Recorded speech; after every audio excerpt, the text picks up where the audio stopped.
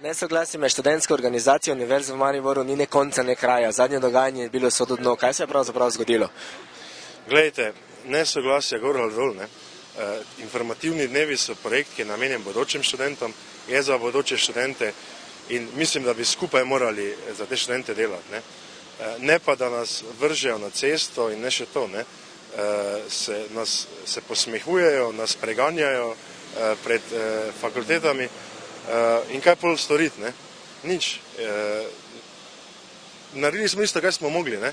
Torej, da smo izvedli projekt do konca, da smo študente sprejeli, da smo se potrudili za njih, jim nudili informacije, kljub vsem tem mogoče jim zdržali.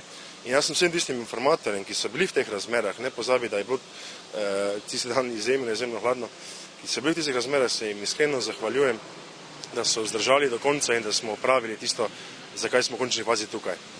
Kakšni so pa bili odzivi novih brucov? Ste se kaj pogovarjali, ste dobili kakšne maile, telefonske klice?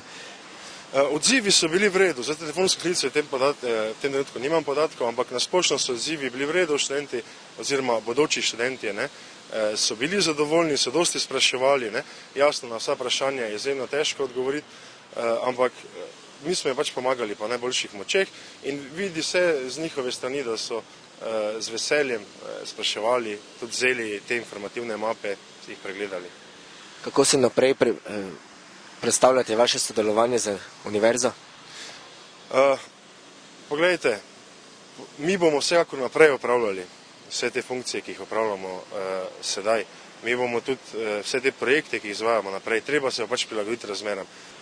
Za pridobitev soglasja ste verjetno lani imeli enake pogoje.